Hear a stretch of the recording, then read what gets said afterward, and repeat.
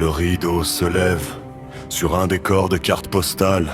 Mais sous le vernis, l'odeur est glaciale. C'est l'histoire d'un homme qui collectionnait les destins, comme on cueille des fleurs avant le matin. Un marionnettiste au fils tissé d'or et de sang, qui achetait le silence des petits et des grands. Regardez bien les visages derrière les masques de gala. L'horreur ne porte pas toujours de drap de paria.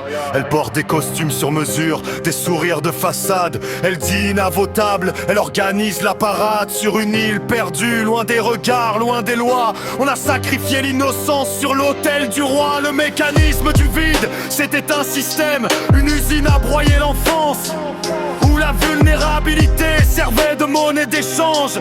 On appâte avec des rêves, des promesses de demain, pour mieux refermer le piège au creux de la main.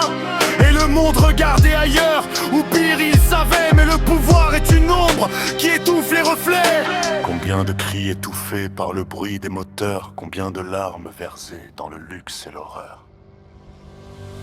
La fin du scénario, puis le château s'écroule.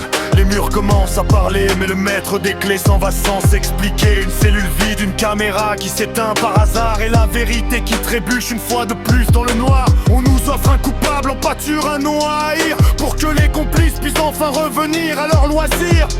Mais la mémoire n'est pas une page qu'on déchire. Les cicatrices ne sont pas là pour nous faire réfléchir. Elles sont là pour crier que l'impunité a un prix, et que la justice est souvent sourde quand le coupable est riche. Ne fermez pas les yeux quand le rideau retombe, car le silence est l'engrais qui nourrit les tombes. Pour celles qui sont revenues de l'enfer, portons la voix, parce que l'oubli est le dernier crime.